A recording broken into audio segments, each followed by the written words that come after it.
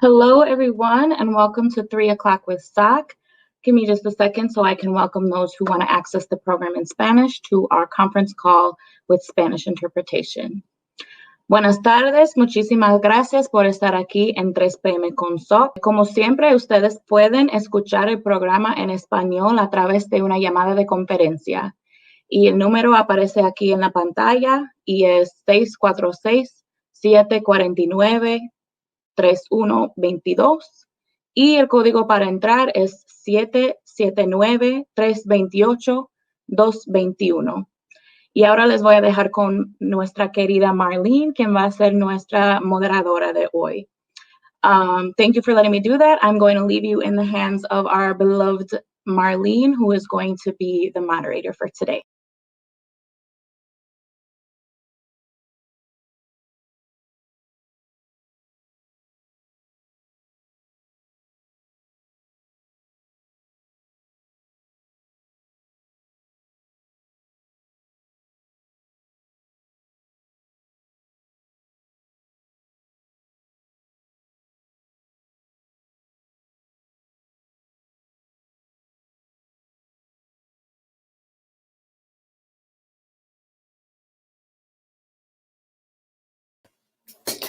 Hello. Hey, everyone. Just wanted to interrupt because Marlene, we can't hear you. Oh. All right. I'll let you read. Sorry about that, you guys. Once again, my name is Marlene Zaran. I am the Public Health Coordinator here at the Southside Organizing Center. And we are currently working virtually from home, as you can see here. I'm not wearing a mask when I'm at home. Our platforms and our SOC staff is still currently available to you. You can definitely still reach us at 414-672-8090 in case you need to contact us regarding any resources or any help that you need regarding resources about housing, energy assistance, or any information about COVID-19 or the anything, honestly. Any food help that you need, we got you guys covered. And you can definitely email us at soc@socmilwaukee.org.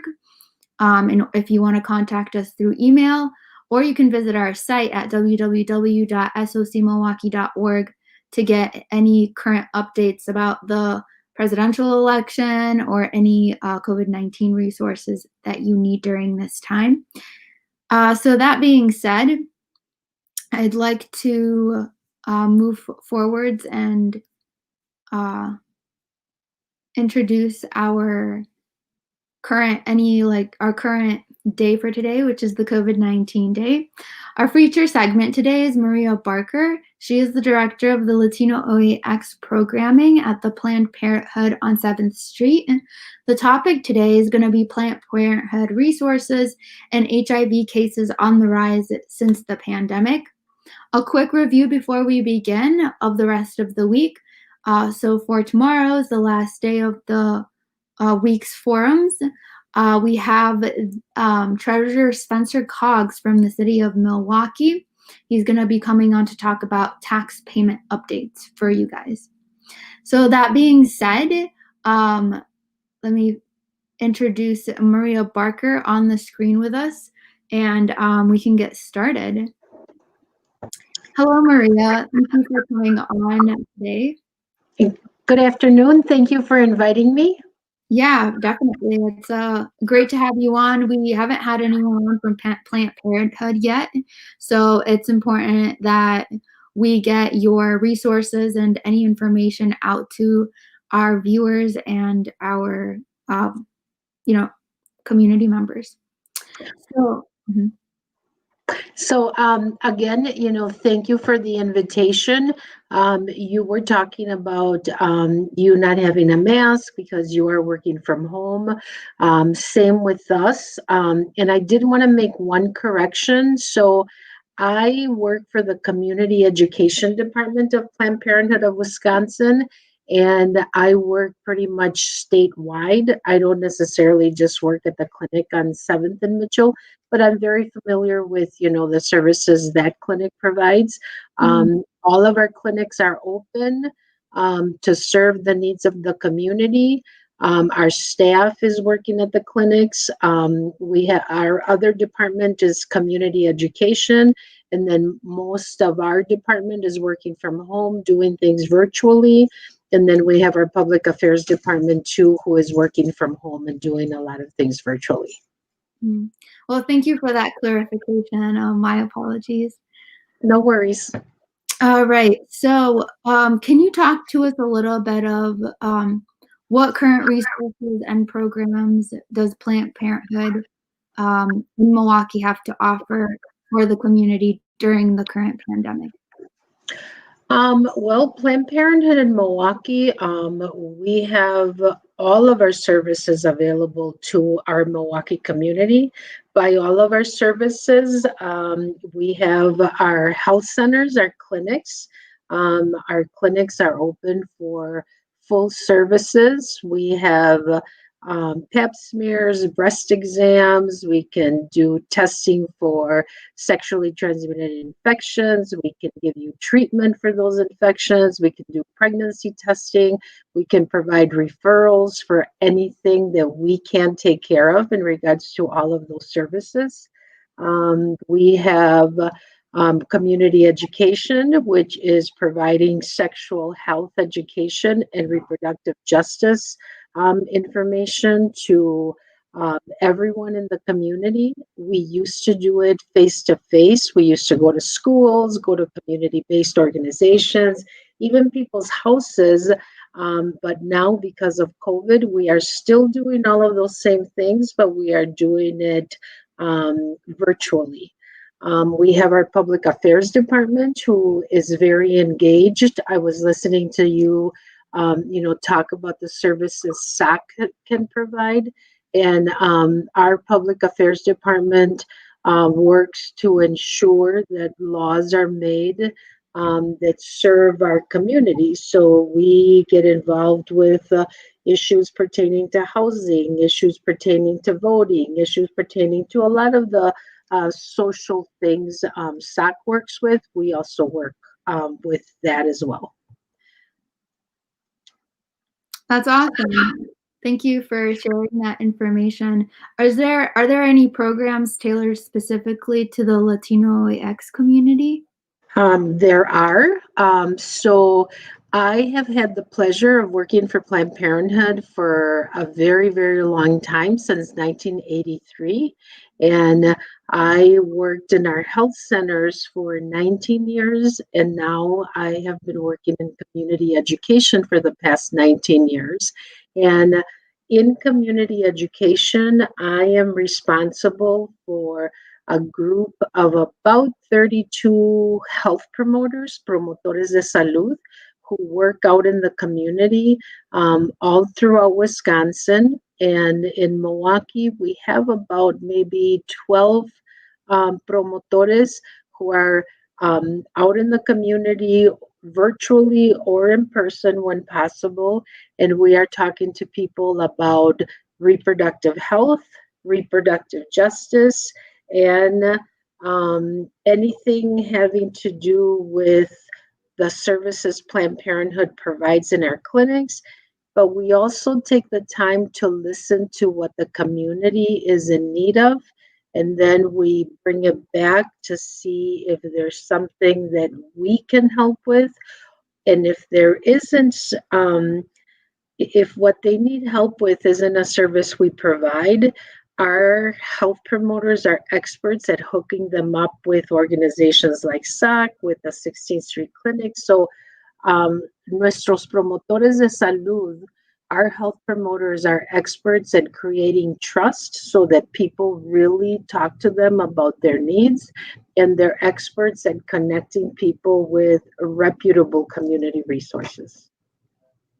That's amazing. Thank you for sharing that.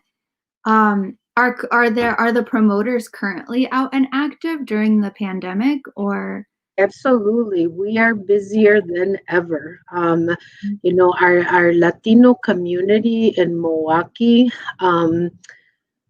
not only in Milwaukee, but throughout the state, it's unfortunate that a lot of our community was heavily impacted by COVID, whether it's losing their job, whether it's getting sick, whether it's having jobs that aren't providing them with protective equipment, just a lot of different things. And not only those types of things, but also the isolation, the mental health issues, the intimate partner violence, the homeschooling, the technology, all of these things that kind of just hit us really quick as soon as COVID started. And our community sometimes can feel alone and isolated, so our health promoters are going back to the good old fashioned telephone calling and, calling people, just making sure that our participants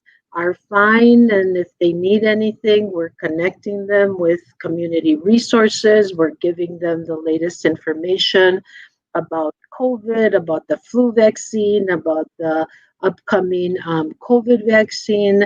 Our promotores are trusted people in the community. So I'm sure you know how misinformation in our communities can travel quite fast. And with all of the social media, with all of the news, people could get confused. What's right? What's true? What's wrong? So our health promoters are helping in that realm where they are making sure that people have the accurate information. Yeah, I definitely agree. That's a great resource. There is a lot of misinformation going around, specifically regarding COVID, and now with the upcoming vaccine. It's definitely going to be a struggle, I feel, to promote individuals to get the COVID-19 vaccine because of the misinformation and the conspiracy theories. But again, it is an individual's own right to choose to get vaccinated or not. So that being said, what have you seen in the community regarding STDs? Has there been an increase of STDs and HIV rates within the community since the pandemic began? Well, all I can really tell you is that obviously our health centers did have to reduce the amount of in-person visits we had, at the beginning of the pandemic, obviously. So we were probably functioning at like 50% of the patient load we are used to seeing. And we had to do that for obvious reasons, just like any other health organization and health clinic had to do. But slowly we are seeing more and more patients. So I think it took people a little bit to get used to telehealth, for example. It's taking people a little bit to get into the groove of being able to come back into our health centers. So I think just the changes with COVID has made people feel like, do I still have access to just coming into Planned Parenthood? So that might have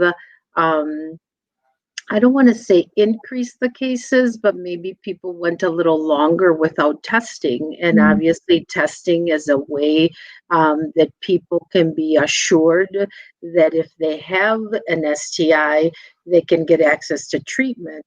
But I want everyone to know that you do have access to all of our health centers. If you are, looking to just get your basic screening, a pap test, a breast exam, we are open for business and ready to serve you for that. If you feel, you might have you missed a period and you think you might be pregnant and it's something we can help with, we are open for business for that. If you have any kind of symptom of a sexually transmitted infection, if you don't have any symptoms, but you've come in contact with, someone new, we are open for business. So you can reach out to our health centers and we will make an appointment for you, and we are open for full service. That's awesome. That's amazing. So you did mention telehealth and mental health programming through Planned Parenthood. How can individuals sign up for that, or is there do they sign up through a website platform, or do they just call? So both things. Planned Parenthood of Wisconsin has the capacity to make appointments to access our health centers online. So if you go to ppwi.org, and it stands for Planned Parenthood Wisconsin.org, you'll go to our website, and our website has access for you to make an online appointment. You can also call 1-800-230-7526, and that will get you access to all of our health centers. You'll be prompted to put in what zip code area you live in so that they can connect you to the clinic that is closest to your house. That is the way you get to talk to someone, and that individual will make you an appointment. You talk to someone via telehealth, and then that nurse will assess if you need to come into the clinic for an in-person visit, or if we can just call in a medication for you, or if we can help with anything without you having to have an exam. But if you do need an exam, we will make you an appointment so you can come to our health centers and see one of our nurse practitioners. That's great. Really great. Planned Parenthood has always been a great resource to the community, and specifically to the Latinx community. So speaking of, the Latinx community, have you seen an increase? I don't know if you have these numbers, but have you seen an increase in individuals seeking out mental health care as an increase due to the pandemic? So, I think when it comes to our promotores de salud, our health promoters, when they're talking to people, yes, they're reporting back to me that a lot of more people in the community are needing to access mental health services. We, of course, as promotores de salud, we are not mental health experts. So what we do is we hook people up with mental health experts, whether it be at the 16th Street Clinic, at Walker's Point Clinic, whether it be whatever clinic is available to us. And sometimes people are just in need of talking to someone too, because with the stay-at-home regulations, people are feeling a little isolated. People are used to being home with everybody maybe being at home, where they're used to people being out at work. So it's, how do you communicate effectively with your partner? How do you communicate effectively with your children? So we can give some information on effective communication, but when it comes to people needing a professional, we will refer them to other locations. All of our health centers are able to see people regardless of whether they have insurance or if they don't have insurance. We are able to see people who are documented or undocumented, citizenship, legality issues. It doesn't matter. If you need Planned Parenthood health services, we will work with you so that we can ensure that you will be seen. And so we don't turn anybody away. That's awesome. Thank you so much for meeting with us today, Maria, and sharing all of these programs and services that Planned Parenthood has to offer for the community. I'm pretty sure individuals will now probably be seeking out Planned Parenthood services after this session. And yeah, thank you for your time. I hope to possibly we can get one of your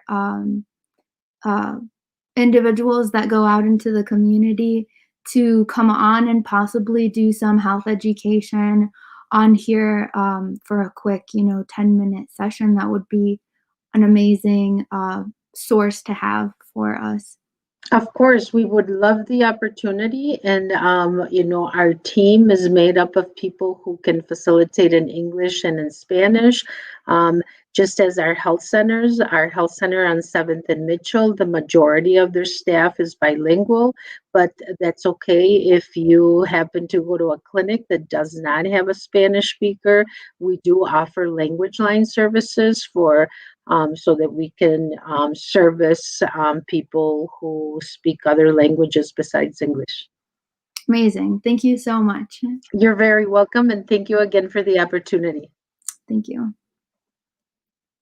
All right, what an amazing individual to have on our forum today as a guest, and sharing all of these resources from Planned Parenthood. I definitely learned a lot more than I did about Planned Parenthood and the different services that they have to offer, and I hope that you did as well. I think it's amazing how they are connecting individuals with other resources in the community, such as Walker's Point Community Clinic and 16th Street Clinic. Always a really big impact on the south side of Milwaukee. So now that being said, if you do need to contact Planned Parenthood services, we have the contact number in the chat, and we also have a link for you guys to go to if you need to contact Planned Parenthood through the online website where you can make an appointment with them. That being said, I'm going to say hello now to some of our viewers, our dedicated viewers. It's always great to see who's watching. Fatima, she says, hi, beautiful Marlene. Oh, I thank you so much, Fatima. Esperanza said, skipping video today. Awesome. So let's see. But always, Esperanza, you are always a great guest to have on. Let's see. All right, so now we have a coronavirus update for you guys. So quickly, I want to give a broad overview of what we're going to be talking about in the next 5 minutes. For the COVID-19 update, we're going to be playing a video explaining how the COVID-19 vaccine is made and how it's stored. I know there is a lot of misinformation going around about the COVID-19 vaccine regarding a lot of conspiracy theories, but I wanted to show the science behind the manufacturing and production of a COVID-19 vaccine.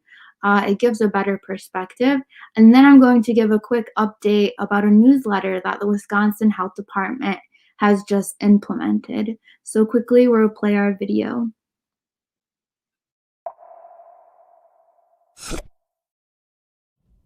It seems like the whole world is holding its breath for the COVID-19 vaccine.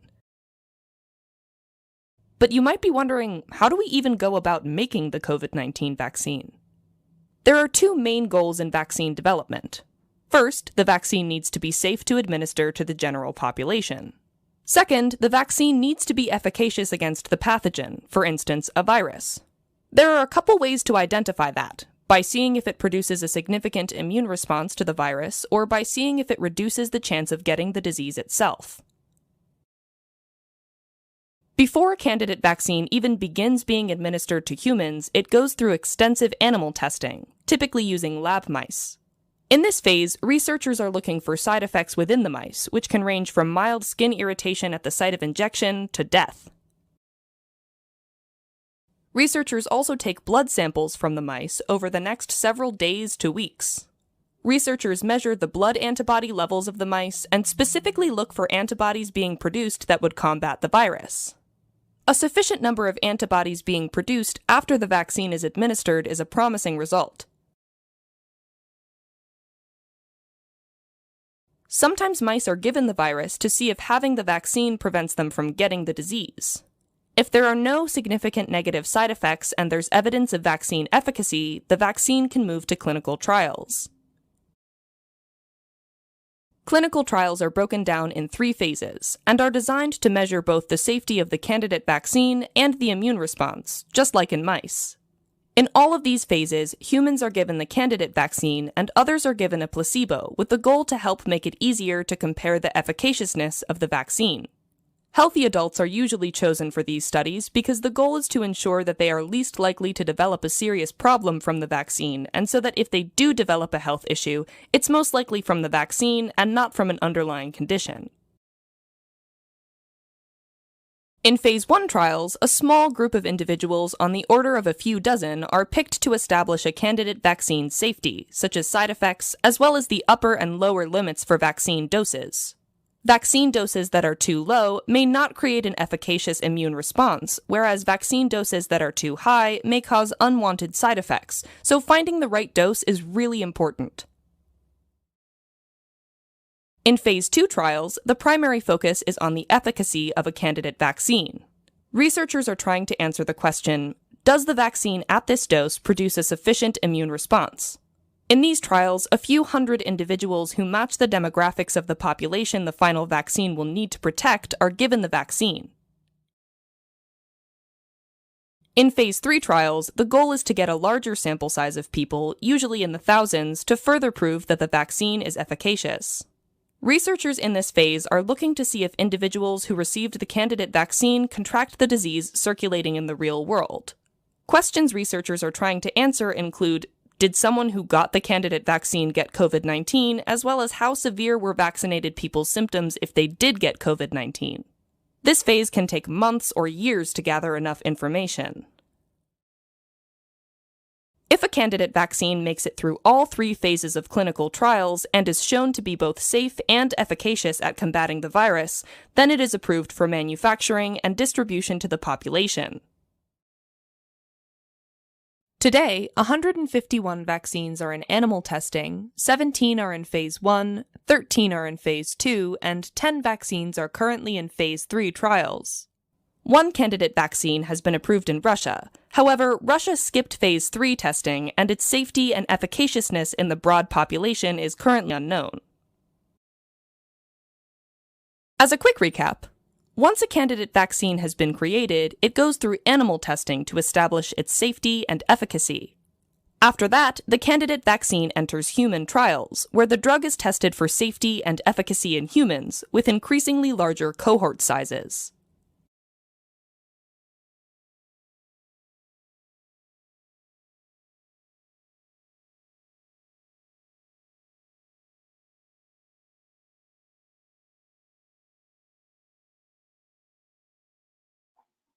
All right, so that was a great video explaining the whole entire process and procedure before a vaccine is approved. One thing I'd like to add regarding the COVID-19 vaccine is that it moved at a quicker pace because there was a larger amount of candidates that were used to test this, and more funding was being put into the COVID-19 research since literally the entire world was counting on this. So when you have a large amount of funding coming in and you have a large amount of candidates, the process for vaccine approval and creating the vaccine just moves at a faster rate. In regards to when you compare it to other when you compare it to other vaccines that have been developed, it can take months or years before it has approval. It's because of funding and because of the number of individuals that are participating in the research. So that being said, I do have a quick update for you guys about a newsletter. So the Department of Health Services announced today that they are going to have a weekly, essentially a weekly newsletter about COVID-19 information and the response and vaccine progress. So you can go to the website that we're going to put in the link, and it's called public.govdelivery.com, and it's in our comments section. So you can click on that and then register through your email. So then you can continue to get any COVID-19 progress. And you can definitely go on our Facebook page and go into the comments section even after this session is completed, and you'll see the comments are there. So yeah, that's a great resource. I definitely registered so I can keep you guys updated about any COVID-19 progress with the vaccine. But it is important, to continue educating ourselves on a daily basis regarding different news that comes in about this virus. So that being said, we're going to now move on, give you a civic update with Gabe. Hey everyone. I'm sure many of you have already heard that the House of Representatives voted to impeach Trump yesterday. And I just want to make sure that everyone knows that this does not mean that he will be removed from office. So it's the House of Representatives that votes to impeach a president, and then those articles of impeachment get delivered to the Senate, and it's the Senate that decides if they are going to hold a trial or if they're going to dismiss the impeachment. So I have a TED Talk for all of you that explains the impeachment process and what has to happen for a president to actually be removed from office. And I hope you enjoy it. It's a really great explanation of the process. And I will be on with you all another day with more news and updates.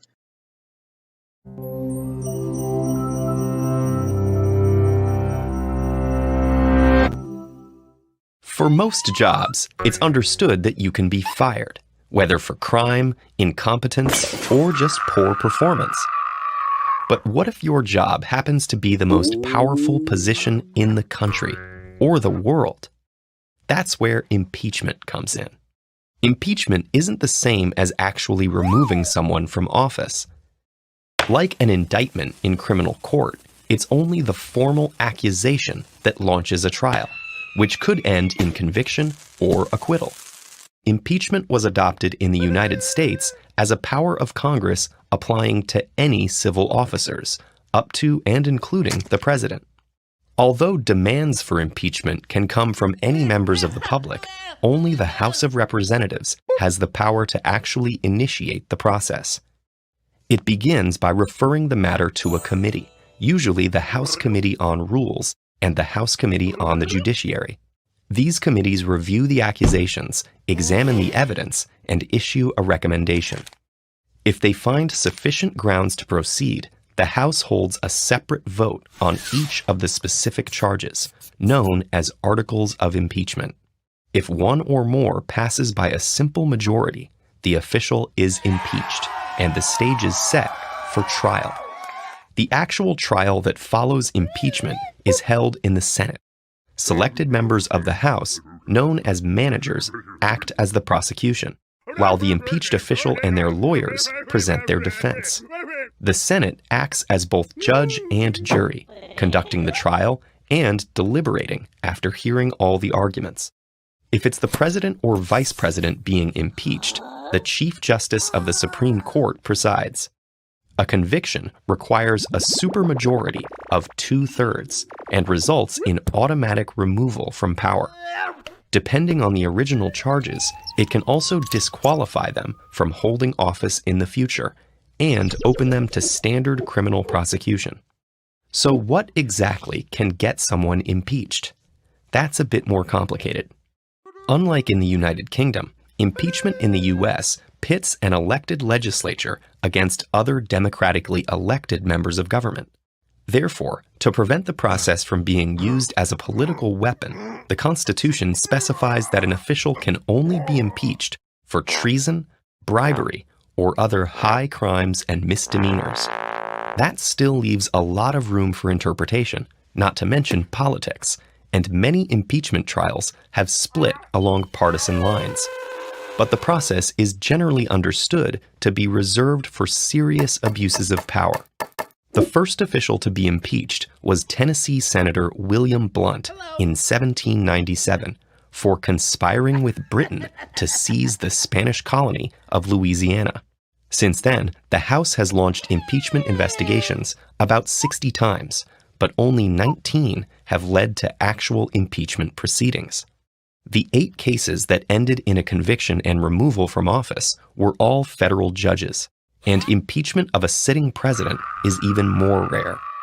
Andrew Johnson was impeached in 1868 for attempting to replace Secretary of War Edwin Stanton without consulting the Senate. Over a century later, Bill Clinton was impeached for making false statements under oath during a sexual harassment trial. Both were ultimately acquitted when the Senate's votes to convict fell short of the required 2/3 majority. And contrary to popular belief, Richard Nixon was never actually impeached for the Watergate scandal.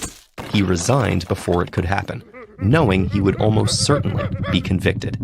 Theoretically, the US government is already designed to prevent abuses of power, limiting different branches through a system of checks and balances, term limits, and free elections. But impeachment can be seen as an emergency brake for when these safeguards fail. TED-Ed is a nonprofit. If you value our work, please consider supporting it on patreon.com/TED-Ed.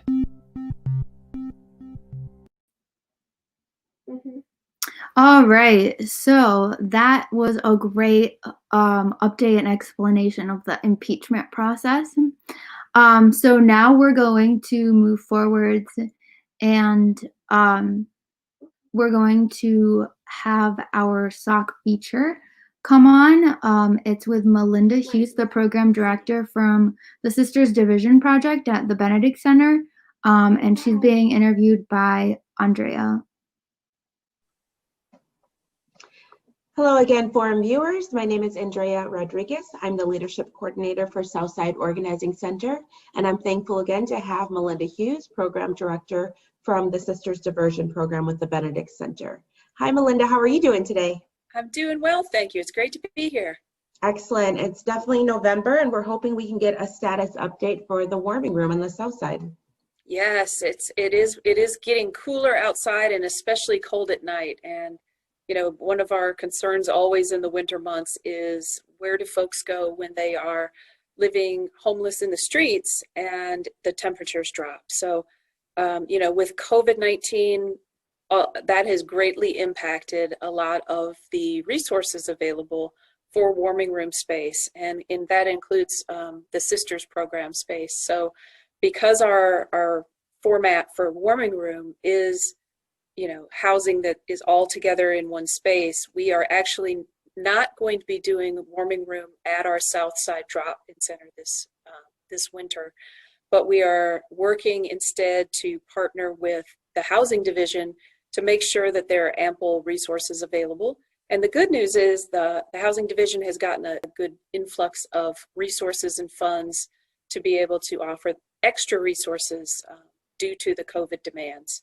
And they are hiring or have hired, they're in the process of hiring additional outreach staff to be able to process, you know, folks that need to get an application in for a housing voucher for warming room.